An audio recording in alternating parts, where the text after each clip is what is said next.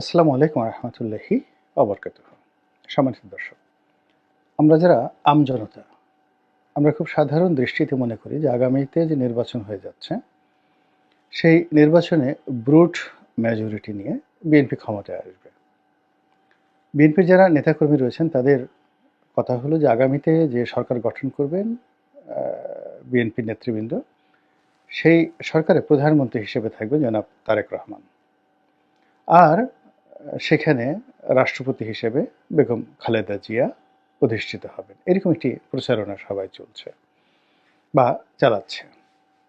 এখন এই যে বিশাল কর্মযজ্ঞ, একটি জনপ্রিয় রাজনৈতিক দলকে ক্ষমতায় আনার জন্য যে নেগোসিয়েশন দরকার দেশের ভিতরে এবং দেশের বাইরে, সেটা কি বিএনপি করতে পারছে কিনা, অথবা বিএনপির যারা প্রতিদ্বন্দ্বী এই মুহূর্তে রয়েছেন, যদি আপনি ছাত্র সমন্বয়কদের যে রাজনৈতিক দল হতে যাচ্ছে বা নাগরিক কমিটি হতে যাচ্ছে, সেই নাগরিক কমিটির অ্যাক্টিভিটিস লক্ষ্য করেন, তাহলে দেখবেন যে নাগরিক কমিটির যারা নেতৃবৃন্দ রয়েছেন, ছাত্র এবং যুবকেরা, যারা বিএনপির অনেক নেতার হাঁটুর বয়সী, কিন্তু অবাক করার ব্যাপার হলো যে তারা অনেকটা জামাত এবং শিবিরের স্টাইলে বাংলাদেশের অনেক প্রথিতযশা আইনজীবী, ব্যবসায়ী, রাজনীতিবিদ, আমলা, কামলা সব জায়গাতে কিন্তু তারা সম্পর্ক স্থাপন করে ফেলেছে।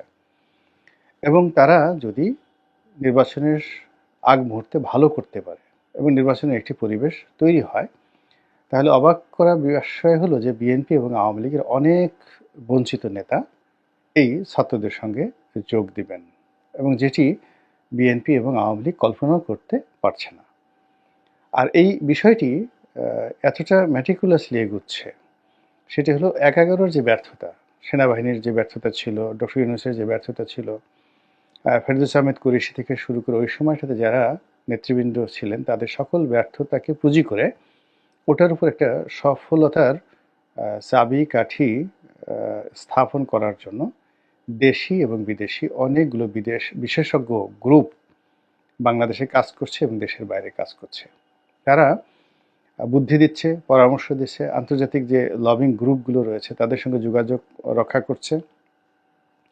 এবং এই যে যদি একটা ২/১১ মতো একটা ঘটনা ঘটে, অর্থাৎ ১/১১ যে আপডেট ভার্সন আমরা 2/11 যেটিকে বলি, এবং -2 ফর্মুলার যে আতঙ্ক আমাদেরকে তাড়া করছে, ওইরকম যদি কোনো কিছু ঘটে, সেই ক্ষেত্রে গতবার যে ভুলগুলো হয়েছে সেই ভুলগুলো এবার যাতে না হয়, এজন্য একেবারে প্রথম দিন থেকে, অর্থাৎ আগস্ট মাসের ১৫-১৬ তারিখ থেকে আজ অবধি তলে তলে সকল প্রস্তুতি তারা কিন্তু করছে। কে তাদের ফার্স্ট পার্টি হবে, কে তাদের সেকেন্ড পার্টি হবে, কে তাদের বন্ধু হবে, কে তাদের শত্রু হবে।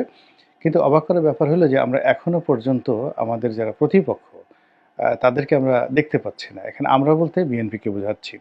তো বিএনপি এখনো পর্যন্ত তাদের প্রতিপক্ষ কারা তারা বুঝতে পারছে না। আর প্রতিপক্ষ যাদেরকে মনে করছে তাদেরকে মনে করছে যে বিএনপি যদি একটা ফু দেয় তাহলে ডক্টর মোহাম্মদ ইউনূস ১ মিনিট টিকে থাকতে পারবেন না, অথবা বিএনপি যদি একটু চাপ দেয় তাহলে জামাত শিবির ১ ঘন্টা বাংলাদেশে টিকতে পারবেন না। এরকম একটা মন মানসিকতা নিয়ে অনেকটা খরগোশের মতো গতি থাকা সত্ত্বেও তারা কিন্তু ঘুমিয়ে ঘুমিয়ে নিশ্চুপ জীবনযাপন করছে। এর বাইরে আমরা দেখতে পাচ্ছি যে মির্জা ফখরুল ইসলাম আলমগীর থেকে শুরু করে আরও অনেক নেতা সারা বাংলাদেশে বিভিন্ন রকম প্রোগ্রাম করে বেড়াচ্ছেন জামাত এবং শিবিরের মতো। কিন্তু এই প্রোগ্রামগুলোর, যেগুলো রাজনৈতিক প্রোগ্রাম, সেই প্রোগ্রামগুলো যে সফলতা ওরকম আই ক্যাচিং নয়।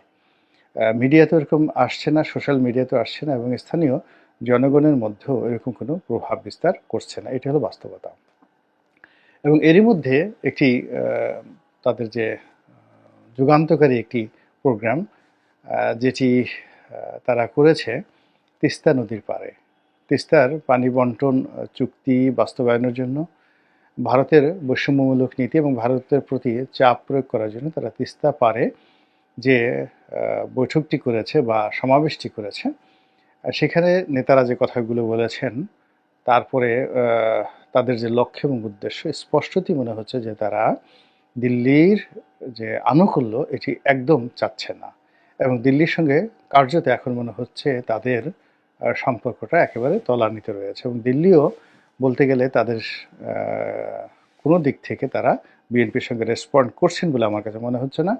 আর বিএনপির যে লবিংটি দিল্লির সঙ্গে যোগাযোগ রক্ষা করতেন, সম্ভবত এখন তারা কৌশলগত কারণে দিল্লির সাথে সেই যোগাযোগ রক্ষা করছেন না, দিল্লিকে পরিত্যাগ করছেন।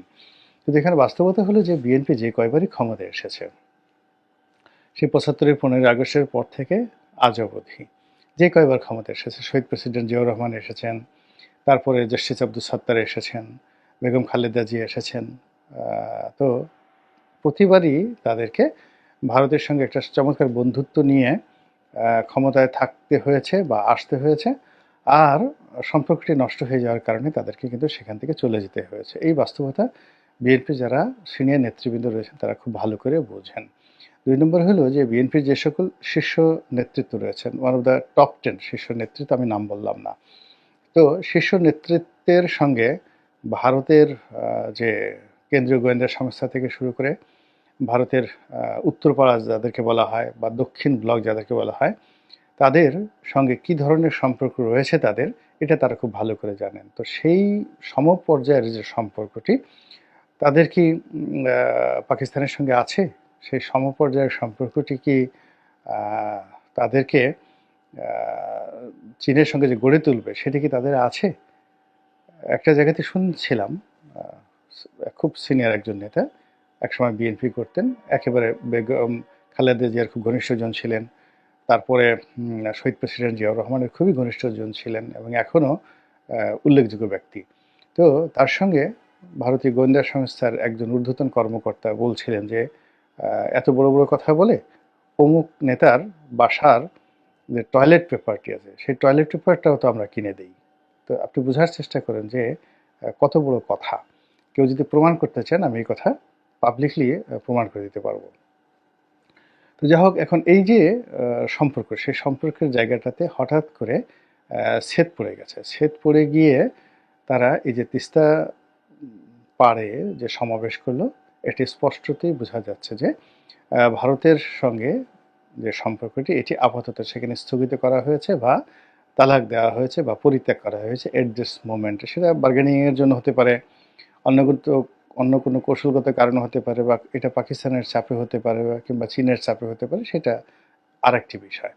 দ্বিতীয় হলো বিএনপির যারা প্রতিদ্বন্দ্বী জামাতের সঙ্গেও কিন্তু ভারতের সম্পর্ক ভালো না, এবং জামাতও খুব চেষ্টা করছে ভারতের সাথে একটি সম্পর্ক করার জন্য। জামাত কিন্তু বিএনপির মতো সরাসরি ভারতের সঙ্গে এখনো কোনো কনফ্রন্টেশনে আসেনি, এবং এখানে ভারতের সঙ্গে যাদেরই সম্পর্ক হবে আগামীতে, বিএনপির ডক্টর মোহাম্মদ ইউনূসের অথবা ধরুন ছাত্র সমন্বয়কদের অথবা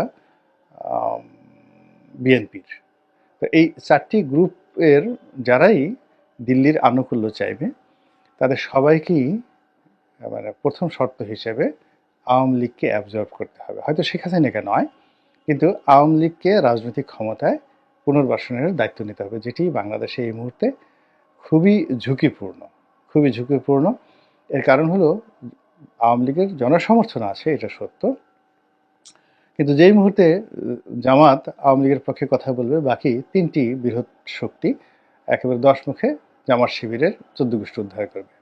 বিএনপি যদি আওয়ামী লীগের পক্ষে একটা কথা বলে, সঙ্গে সঙ্গে বাকি দলগুলো তাদের পক্ষে যাকে বলা হয় মুখ খুলতে শুরু করবে, এবং এই ঝুঁকির কারণে মূলত কেউ দিল্লিমুখী হতে পারছে না। আর দিল্লির 1 নম্বর শর্ত হলো যেভাবে হোক আওয়ামী লীগকে রাজনীতিতে পুনর্বাসন করতে হবে, এবং আওয়ামী লীগ ছাড়া যদি কোনো ইলেকশন হয়, কোনো রাষ্ট্র ক্ষমতা হয়, তার বিরুদ্ধে দিল্লি সর্বশক্তি নিয়োগ করবে। এখন পর্যন্ত তাদের আচার আচরণে ওইরকমই মনে হচ্ছে। এর কারণ হলো যে আমাদের দেশে পাকিস্তানের সঙ্গে যখন প্রচণ্ড যুদ্ধ চলছিল সেই পাকিস্তান জমানাতে, তখনও কিন্তু ভিসা বন্ধ হয়নি, তখনও কিন্তু সীমান্ত বন্ধ করে দেওয়া হয়নি, এবং এখন যে ঘটনাগুলো ঘটছে এটি বাংলাদেশ এবং ভারতের সাথে যে 100 বছরের সম্পর্ক, সেই 100 বছরের সম্পর্কের মধ্যে সবচেয়ে একটি খারাপ সময়। তো এই খারাপ সময়টিকে মোকাবেলা করার জন্য বিএনপির যে প্রস্তুতি, সেই প্রস্তুতি আমার কাছে সন্তোষজনক মনে হচ্ছে না।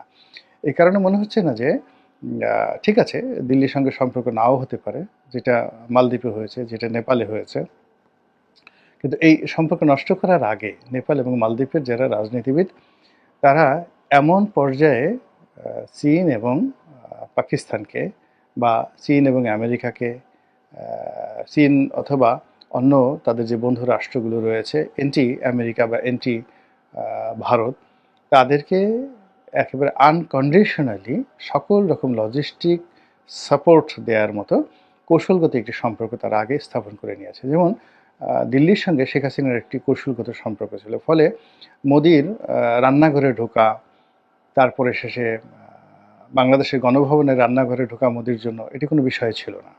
কিংবা আগে যে রাষ্ট্রপতি ছিলেন, সেই রাষ্ট্রপতির জন্য ইলিশ মাছ রান্না করা নিজের হাতে, তারপরে আবার সেই ইলিশ মাছ এক টেবিলে বসে খাওয়া, এই জিনিসগুলো শেখ হাসিনা করেছেন। এটা ফ্যামিলি ফেলোশিপ, কূটনীতির যে এই যে ফ্যামিলি ফেলোশিপটা, এটি বুঝতে হবে। ইদানিংকালে আপনি যদি দেখেন মোদি যে আমেরিকাতে গেলেন, তো ডোনাল্ড ট্রাম্পের সঙ্গে তার যে সম্পর্ক বা ইলন মাস্কের সাথে তার যে সম্পর্ক, এটা ফ্যামিলি পর্যায়ে চলে গেছে। এবং ইলন মাস্ক তার প্রেমিকাকে নিয়ে, তার 3 সন্তানকে নিয়ে সে মোদির সঙ্গে দেখা করেছেন। তো বুঝতে পারেন যে সম্পর্কটা কতটা পারিবারিক পর্যায়ে তারা রূপান্তরিত করেছে। তো সেই দিক থেকে বিএনপির যারা নেতৃবৃন্দ রয়েছেন, একেবারে স্পষ্ট করে বেগম খালেদা জিয়ার কথা বলেন বা তারেক রহমান সাহেবের কথা বলেন, এই দুজনই।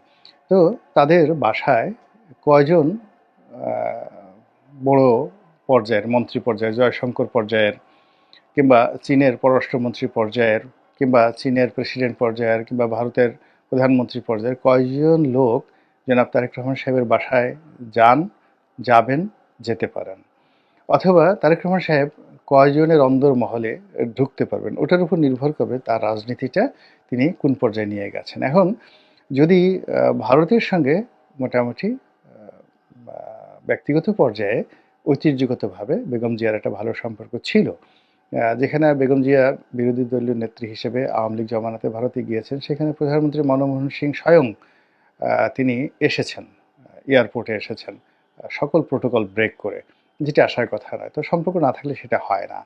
জিয়াউর রহমান সাহেবের সঙ্গে তাদের খুবই ভালো সম্পর্ক ছিল, খুবই ভালো সম্পর্ক ছিল।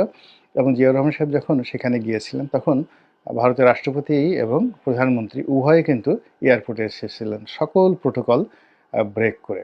তো এই জিনিসগুলো বাংলাদেশে এখন যারা রাজনীতি করতে চান তাদেরকে লাগবে, এবং সেই ব্যক্তিত্ব না থাকলে আপনি একটা প্রধানমন্ত্রী হবেন, আপনার আচার আচরণের চালচলনে প্রধানমন্ত্রীর ব্যক্তিত্বময়তা থাকতে হবে, প্রধানমন্ত্রীর আকর্ষণ থাকতে হবে, লিডারশিপ থাকতে হবে, এবং আপনার সঙ্গে প্রধানমন্ত্রী পর্যায়ের ঠিক ওরকম বন্ধুত্ব থাকতে হবে। আপনি চিন্তা করেন, ভারতের নরেন্দ্র মোদী, অমিত শাহের কথা বাদ দেন, আপনার সঙ্গে রাহুল গান্ধীর সম্পর্ক থাকতে অসুবিধা কী? কেন আপনাদের সঙ্গে বন্ধুত্ব হবে না?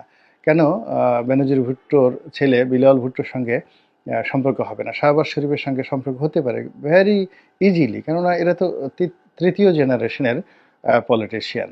তো তৃতীয় জেনারেশনের পলিটিশিয়ান হিসেবে তারেক রহমান সাহেবের সঙ্গে এদের সবারই পারিবারিক সম্পর্ক হতে পারে। জয়ের বন্ধু যদি, ভুটানের রাজা যদি জয়ের ব্যক্তিগত বন্ধু হতে পারে, তো সেক্ষেত্রে যাকে বলা হয়, বা ডোনাল্ড ট্রাম্পের মেয়ের জামাই যদি জয়ের সঙ্গে সম্পর্ক থাকতে পারে, কুশনারের সঙ্গে সম্পর্ক থাকতে পারে, সেখানে ঋষি সুনাক থেকে শুরু করে বর্তমান যিনি ব্রিটেনের প্রধানমন্ত্রী রয়েছেন, তারা তো একসময় রাজপথে ছিলেন, তাদের সবার সঙ্গে জনাব তারেক রহমান সাহেবের একটা ব্যক্তিগত বন্ধুত্ব থাকতে পারে। তো এই বন্ধুত্বের ওই জায়গাটা যদি না থাকে, আপনি সরাসরি চেষ্টা করলেও ডোনাল্ড ট্রাম্প বা যাকে বলা হয় মিস্টার শি জিনপি, যিনি এখন চীনের প্রেসিডেন্ট রয়েছেন, তিনি তার সঙ্গে বৈঠক এত সহজ হবে না। কিংবা ধরুন মোহাম্মদ বিন সালমানের সঙ্গে খুব ইজিলি আপনার একটা বন্ধুত্ব হতে পারে, তারেক রহমান সাহেবের একটা বন্ধুত্ব হতে পারে। এবং সেই বন্ধুত্বটা যদি না থাকে, যারা এই মুহূর্তে পৃথিবী চালাচ্ছে না থাকে, তাহলে আপনি কি করে আশা করেন, বা আমরা কি করে আশা করি যে খুব দ্রুত এখানে একটা রাজনৈতিক পট পরিবর্তন হবে, একটা ইলেকশন হবে, আর অমনি জনাব তারেক রহমান সাহেব দেশের প্রধানমন্ত্রী হয়ে যাবেন। একই প্রশ্ন জামাতের আমিরের কাছে, তার লেভেলটা কি, জামাতের আমিরের লেভেলটা কি, কিংবা ছাত্রদের সাথে একই অবস্থা। যেমন ধরুন আম আদমি পার্টির যিনি রয়েছেন প্রধান, তিনি সহ মালদ্বীপের যে এখন প্রেসিডেন্ট মিস্টার মইজ্জু, তো সেই কেজরিওয়াল কিংবা মইজ্জু, তারা এই রাষ্ট্র ক্ষমতায় আসার আগে বিশ্বব্যাপী তাদের একটা কানেক্টিভিটি গড়ে তুলেছে। বাংলাদেশের অনেক রাজনীতিবিদ, সাধারণ রাজনীতিবিদ, তাদের অনেকের সঙ্গে দেখা গেল যে ভারতের শশী থারুরের মতো লোকের বন্ধুত্ব রয়েছে। অমিত শাহের সঙ্গে ভালো বন্ধুত্ব রয়েছে। জয়শঙ্করের সঙ্গে ব্যক্তিগত পারিবারিক সম্পর্ক রয়েছে। এখন বিএনপির কয়জন নেতার বা জামাতের কয়জন নেতার গ্লোবালি তাদের ধরেন ভারতের সঙ্গে না থাকুক, আপনি বাদ দেন ভারতের, তাদের কজনের সঙ্গে পাকিস্তানের কতজনের ব্যক্তিগত পর্যায়ের সম্পর্ক রয়েছে, চীনের কতজনের ব্যক্তিগত পর্যায়ের সম্পর্ক রয়েছে, দুবাইয়ের তাদের কি কানেক্টিভিটি রয়েছে, এখন তাদের সৌদি আরবে কি কানেক্টিভিটি রয়েছে, ইউরোপে তাদের কি কানেক্টিভিটি রয়েছে। এখন এই কানেক্টিভিটিগুলো যদি না থাকে তাহলে রাষ্ট্র চালানোটা এত সহজ হবে না, এত সহজ হবে না। আপনি চিন্তা করুন যে ডক্টর মোহাম্মদ ইউনূস সারা পৃথিবী তছনছ করে সে এত মানুষের সাথে সম্পর্ক করে তারপরেও তিনি এখন দৈনিক 11 বালতি পানি খাওয়ার মতো অবস্থার মধ্যে পড়েছেন। ফলে কি হলো, রাষ্ট্র চালানোটা খুবই একটা কঠিন একটা বিষয়। দেশের ভিতরে যেমন আপনার জনপ্রিয়তা থাকতে হবে, তার সঙ্গে সঙ্গে জনভীতি থাকতে হবে, যেটি ডক্টর মোহাম্মদ ইউনূসের ছিল, কিন্তু প্রশাসনিক দক্ষতা নেই। তো ডক্টর মোহাম্মদ ইউনূস গ্রামীণ ফোন চালিয়েছেন, যেখানে কত হাজার হাজার লোক চাকরি করেছে। ওয়ান অফ দ্য মানে এশিয়ার বৃহত্তম কর্পোরেট হাউস, যখন গ্রামীণ ফোন বাংলাদেশে চালু হলো, এশিয়ার বৃহত্তম কর্পোরেট হাউস, তো সেটা তো তিনি চালিয়েছেন। গ্রামীণ ব্যাংকের মতো একটা গ্লোবালি রেপুটেড প্রতিষ্ঠান চালিয়েছেন, এবং তার গ্রামীণ টেলিকম থেকে শুরু করে অন্যান্য কর্পোরেট হাউসগুলো তিনি চালিয়েছেন। এবং আমেরিকাতে, ইউরোপে তার যে ব্যবসা বাণিজ্য রয়েছে, তো এই অভিজ্ঞতা নিয়েও তিনি কিন্তু রাষ্ট্র চালাতে পারছেন না। আর আপনি একটা ছোটো মুদির দোকান কোনোদিন চালাতে পারেননি, আপনি কোনোদিন একটা টেইলারিং শপ চালাতে পারেননি, আপনি একটা ভালো প্যান্ট এখন পর্যন্ত পছন্দ করতে পারছেন না যে আপনি কোন প্যান্টটা পরলে আপনাকে ভালো মানাবে, আপনি পৃথিবীর একটা ভালো ব্র্যান্ডের নাম জানেন না, কোন ঘড়িটি আপনার হাতে মানাবে। তো এই জিনিসগুলো যদি, এই রুচিবোধ যদি আপনার না থাকে, আপনি কোনো একটা পাবলিক অফিসের দূরের কথা একটা প্রাইভেট অফিস সাকসেসফুলি আপনি চালাতে পারেননি, আর রাতারাতি যদি আপনাকে এমপি বানিয়ে দেওয়া হয়, মন্ত্রী বানিয়ে দেওয়া হয়, প্রধানমন্ত্রী বানিয়ে দেওয়া হয়, আপনি খুব বেশি ভালো করতে পারবেন এটা আশা করাটা এক ধরনের নির্বুদ্ধিতা। ফলে আপনাকে অভিজ্ঞতা লাগবে, প্রচণ্ড অভিজ্ঞতা লাগবে। এখন এই মাঠে আমাদের শেখ হাসিনা যেমন বলেছিলেন যে কে হবে প্রধানমন্ত্রী, এখন আমার বিকল্প তো কেউ নেই। এখন এই বাস্তব অবস্থাতে গিয়ে দেখুন যে ওই কথাটা তখন তার কাছে খুব অহংকারী মনে হতো, কিন্তু আজকের দিনে এসে দেখেন মার্কেটে কী কথা চালু আছে, যে আমরা এত বড় একজন মানুষ ডক্টর মোহাম্মদ ইউনূসকে বসলাম সেখানে, তা আমরা তো সেই কাঙ্ক্ষিত ফলাফল পাচ্ছি না। আমরা আসিফ নজরুল সাহেবের মতো মানুষকে আইন মন্ত্রণালয়ে বসালাম, কিন্তু আমরা কি কাঙ্ক্ষিত ফলাফল পাচ্ছি? আমরা কি হ্যাপি? কিংবা একজন লেফটেন্যান্ট জেনারেলকে আমরা স্বরাষ্ট্র মন্ত্রণালয়ের দায়িত্ব দিয়েছি, কিন্তু আমরা কি হ্যাপি? তো কাজেই এই যে বাস্তব অবস্থা মেনে নিয়ে তারপরে যদি ব্যাপক প্রস্তুতি না থাকে দেশে এবং দেশের বাইরে, তাহলে ক্ষমতার পট পরিবর্তন হবে, নতুন লোক আসবে, কিন্তু আলটিমেটলি দেশ ও জাতি সুফল পাবে না, এবং দীর্ঘমেয়াদে ভালো কিছু হবে বলে আমার কাছে মনে হচ্ছে না। আল্লাহ আমাদের সবাইকে হেদায়েত দান করুন এবং হেফাজত করুন। আসসালামু আলাইকুম ওয়া রাহমাতুল্লাহি ওয়া বারাকাতুহু।